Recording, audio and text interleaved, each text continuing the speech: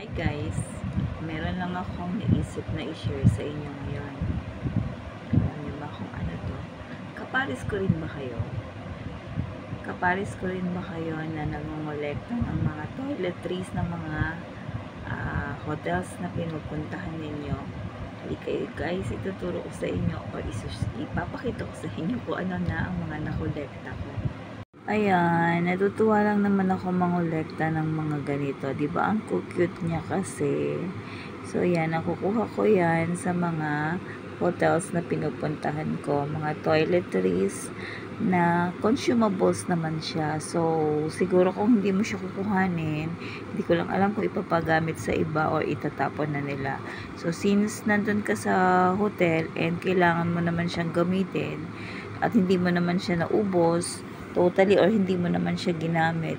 So yun, iuwi na lang natin, 'di ba?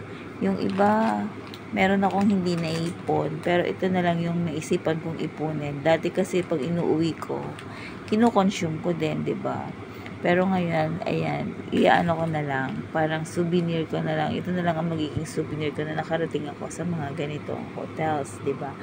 Noon din kasi hindi naman siguro natin masasabi na pagnanakaw tong ginagawa natin kasi consumables naman nga talaga siya. So pwedeng gamitin.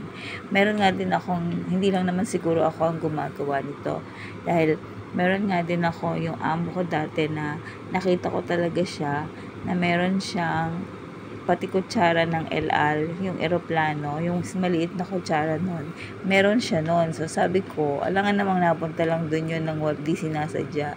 Di natural. Kinuha yun ni Lola o kinuha yun ng alaga ko nung sumakay siya siguro sa LL. So, yun. Meron din naman akong nakuha sa LL. Alam niyo yung blanket ng LL. Naiuwi ko din yon. Buti na lang hindi ako nahuli ng gwardiya. Pero hindi lang naman ako ang gumawa nun. Madami din naman kami kaya malakas ang loob. Pero ito talaga, alam ko namang wala naman tayong parusa dito. Dahil wala lang, para nag-e-enjoy ka lang. So, ayan, ito po ang mga nakuhanan ko ng mga hotels na mga toiletries nila. So, ito ay sa Island Breeze. Pero saan ba ito galing? Bakit may Island Breeze ako? Shower cup, tsaka pang toothbrush. O, diba? Ito, toothbrush din from Batis Aramin. Ito, ano to? Sanitary kit, may face mask, tsaka alcohol. Sa Batis Aramin din ito.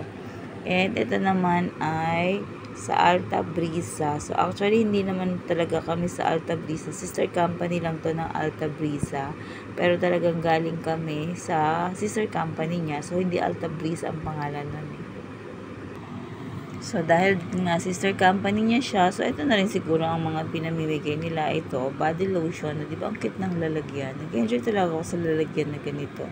And ito naman ang Hotel 101. So, ayan. Ilang days din kasi ako sa Hotel 101 and hindi ko naman na-consume lahat ng gamit doon. So, ayan. Inuwi ko na lang yung lotion.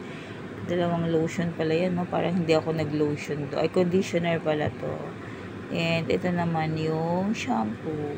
And ito pa uli yung bath gel ng Alta Brisa. Ito naman ang shampoo ng Batis Aramin. So, yan. Iyan na lang po ang aking nakukolekta pa. So, more collections. Hindi ko na siya gagamitin. Basta ikukolekta ko na lang. Thank you guys for watching. Ganito rin ba kayo na nangongolekta ng mga toiletries?